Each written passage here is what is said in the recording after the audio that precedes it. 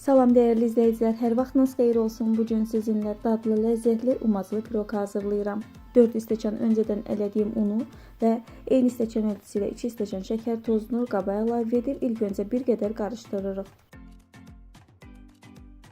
Şəkər tozu un qarışdıqdan sonra üzərinə 1 stəkan duru yağ əlavə edirik. Öncə qarışdırırıq, ardından əlimizlə umac hazırlayırıq.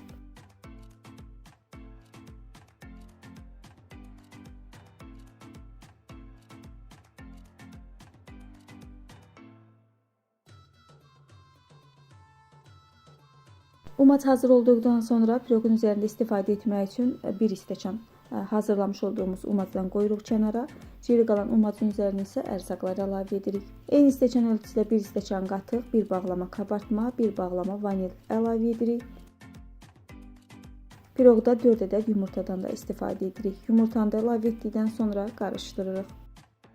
Mikserdən çırpma telindən istifadə etməyə ehtiyac yoxdur. Eyni cütlü olana qədər bir neçə dəqiqə qarışdırırıq.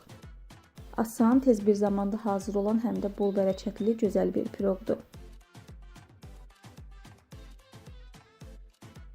Xəmir artıq hazırdır. Nə çox axıcı, nə də qatı bir xəmir deyil. Orta qatılıqda gözəl bir xəmir alındı. İçərisində görünən topaqlar isə umacdır. Yəni bişən zaman onlar da əriyəcəkdir. İçərisinə topaq formada qalmayacaq. Mən piroqu bişirərkən soba tavasından istifadə edirəm. Soba tavasını ilk öncə duru yağla yağlayırıq və xəmiri tavaya əlavə edirik. Bir qədər qatı xəmir olduğundan qaşıqla tava boyunca xəmiri yayırıq.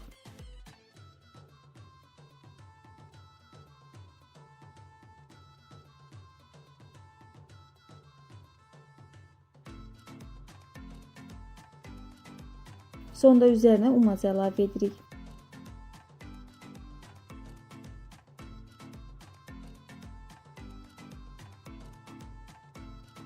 Öncədən isidilmiş sobada 180 dərəcə temperaturda 30-35 dəqiqə aralığında bişirdik. Piroq sobadan çıxdıqdan sonra tam soymasını gözləyirik. Soyduqdan sonra dilimləyib süfrəyə vermək olar. Evdə olan ərzaqlarla mikserdən istifadə etmədən tez bir zamanda umacılı piroq hazırladım. Hazırlamışkən istədim sizlərlə də bölüşüm.